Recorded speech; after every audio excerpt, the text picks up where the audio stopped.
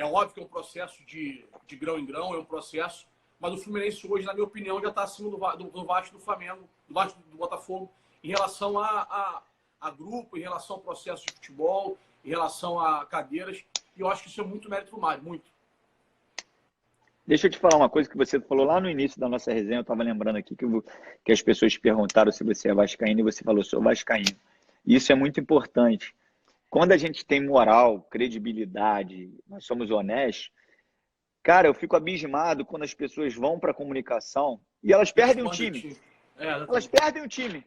O que é mentira, claro. Se o que fez levar ela um dia a participar de uma comunicação, ou nas redes sociais, ou na televisão, foi justamente o amor pelo seu clube, e elas perdem, cara, toda vez que me falarem, eu estiver na televisão, em qualquer lugar, eu sou Vasco demais, amo o Vasco, vou morrer amando o Vasco, eu sou Vasco, a minha pele é Vasco.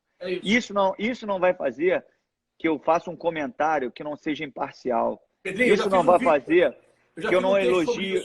Só para terminar, que eu não elogio o Flamengo, que eu não elogio o Fluminense quando merecer, que eu não elogio o próprio Vasco, ou que critique o Vasco quando merecer. Isso vai acontecer porque eu sou profissional, eu tenho caráter. Mas eu não vou esconder meu time, não tem nem como. Se eu cheguei na televisão, foi pelo amor ao esporte, o amor ao Vasco. Não tem nem como. Então, vamos parar com essa parada. Ah, cara, agora eu não tenho time. Eu não tenho time, eu tenho time. Eu sou Vasco, sou muito Vasco, vou morrer Vasco. E eu quero que o Vasco seja campeão todo ano, que não está sendo, mas vai ser. Pronto, desculpa, foi clique. Tá, Pedrinho, eu fiz um texto sobre isso aí tem uns 6 meses atrás.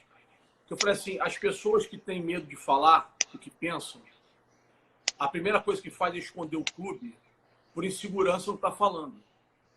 E se eu vou ter credibilidade ou não, se as pessoas vão acreditar em mim ou não, é pelo meu trabalho. Se as pessoas se escorarem no meu time, ou eu vou elogiar que eu conheço A e B, isso aí implementado por um cara da ESPN, uma trinca lá, que 2 já foram mandados embora. Só tá ele lá. Foi implementado lá, foi implementado na ESPN isso, a difusão do relacionamento, do bom relacionamento entre imprensa, entre críticos e os atletas. E isso nunca ocorreu em esporte nenhum.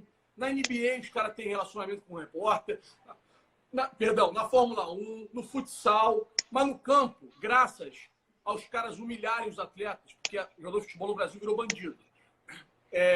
Eles perderam o bom relacionamento, o telefone tocar, o cara te receber. E para escorar isso, para dar alicerce a essa tese ridícula, eles falam que você não pode ter proximidade, que você não vai ser... Não vai saber separar de falar o cara foi bem jogando ou não.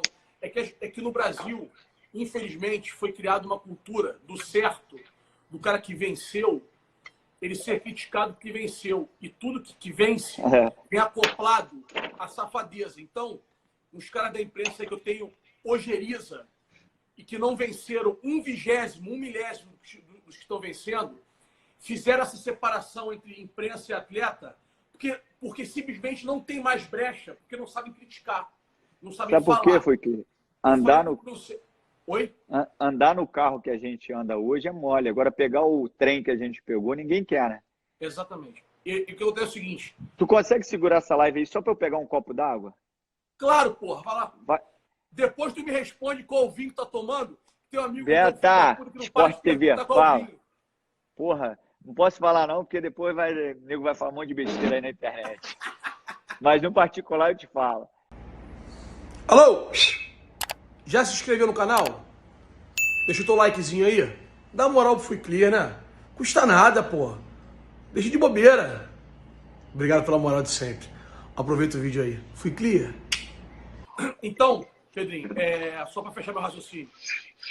Se criou na imprensa brasileira um distanciamento porque as pessoas perderam o respeito para falar dos outros. E jogadores de futebol, em sua enorme maioria, veio muito de baixo. Eu não vim de baixo não, tá? Eu fiquei embaixo depois, eu tive berço de ouro. Mas sempre respeitei demais a profissão, porque acho que é o sonho de qualquer um no Brasil, até 20 anos atrás, pelo menos. O filho do trilhardário queria ser você, Pedrinho, queria ser você, Felipe, queria ser você, Neymar, Edmundo, qualquer jogador de futebol. Então, vocês chegarem lá, o funil é muito apertado. E quem conhece de base, quem conhece de futebol, sabe que é muito fechado. E a galera acha que jogador de futebol, por causa de rede social e tal, virou robô. Jogador de futebol transa, toma cerveja, joga bola, come gordura, faz tudo como qualquer outro atleta. E no Brasil se implantou a crítica à vida pessoal. Isso tem que acabar. Sacou? Se o cara jogou mal, a gente fala que ele jogou mal. Não tenta acoplar o jogou mal ao que o cara fez fora, quem ele namora, quem ele come, o que ele bebe. Sabe por quê? Porque tem uma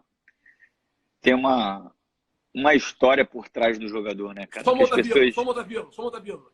Pela incapacidade de comentar, de ler o jogo, de saber o que está acontecendo de errado, é muito mais fácil você falar que o cara errou o passe, o cara dormiu mal à noite, ou porque ele namora A, B ou C. Perfeito, perfeito. O Igor, não vou ler o teu comentário não, tá, Igor? O que acontece? Porque por trás porque você foi muito feliz, como sempre, né? A Beta da Sport TV está sempre com a gente aqui. Rui, Rui, como gosta de estar no bate de dia. Chora. Não consegue tocar simples, não. Puta que pariu. 2 com ele impossível, né? Tem que sempre fazer uma gracinha antes. Esquece. Por trás de um atleta tem os problemas normais do dia a dia. Às vezes o cara tá aí brigado com a esposa, tem problema com o filho, relacionamento com os pais, com a família. E é muita covardia se algum... Mas eu acho que isso não é só covardia, de repente, de maldade, não. É pela falta de conhecimento técnico para analisar o que aconteceu no jogo. Perfeito, os dois. Os dois. E aí você toma um lado que não é legal. E aí, até para explicar, por exemplo, eu vou contar um pouquinho da minha história, que às vezes as pessoas não sabem como é o processo para você chegar no profissional. Eu tinha 6 anos de idade. E com 6 anos de idade, eu já acordava às 5h30 da manhã. Primeiro, o Vasco veio fazer um jogo de futsal aqui em Vista Alegre, uma coisa rara, contra um time de Vista Alegre que foi um cata-cata. E aí que era acima de 7 anos em diante. E aí faltava jogador nesse time. E aí os caras falaram, pô, tem um moleque lá que joga pra caramba. Eu vou trazer ele. Arrumaram um tênis pra mim, que eu nem tinha tênis, arrumaram um tênis grande pra caramba. E o meu pai encheu de algodão na ponta do tênis. Eu não sei se tu já fez isso algumas vezes. Claro. Encheu de algodão na ponta do tênis para ficar justinho. E eu joguei bem pra caramba. E o treinador foi lá em casa e falou assim, cara, você leva ele lá pro Vasco. E aí minha irmã, meus pais, enfim, me levavam pro Vasco. Eu fiquei 1 ano lá no banco. E a minha irmã foi falar, cara, com um treinador que foi o seu Adamor. Falou, pô, você pede pra gente trazer ele pro Vasco, ele fica aqui sentado, não entra na quadra? E o seu Adamor respondeu para ela o seguinte: ele não pode ser federado, ele só pode ser federado com 7 anos. E o dia que ele puder ser federado, ele vai entrar nessa quadra e nunca mais vai sair. E se você não trouxer ele, eu vou buscar ele em casa. Então, eu sou eternamente grato ao Senhor Adamor.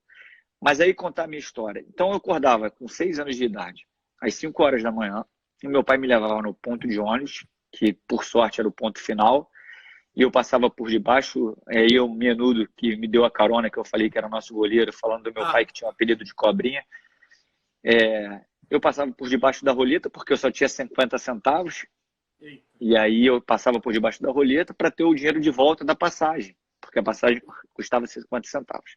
E esse olho molhado aí? É porque eu lembro do meu pai, porque ele já faleceu e nem no enterro eu pude vir, porque eu estava no mundo árabe, enfim. Aí o filho da puta vem falar merda na televisão.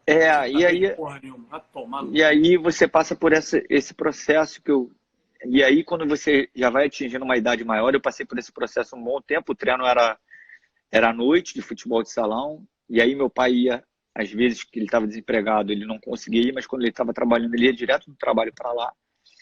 E o jogo era... E aí esse treino do campo já era de manhã, perdão. O treino de campo era de manhã, o de futsal era à noite. O de futsal ia lá para o cemitério do Caju, e aí voltava com meu pai quase 10 e pouca da noite. E depois eu conheci o Menudo, outros jogadores que foram me dando um aporte de me pegar lá em casa. Então, quando eu comecei a jogar salão e campo, eu ia para o salão de manhã. Acordava de manhã, às 5 e pouca da manhã, ia para o campo, para o salão. Chegava em casa atrasado para o colégio. Eu sempre estava no segundo tempo do colégio, à tarde, porque eu nunca chegava no horário. Quando eu chegava do colégio, eu ia para o futsal à noite. Então, assim, era uma rotina completamente estressante, sem dinheiro, com dificuldade.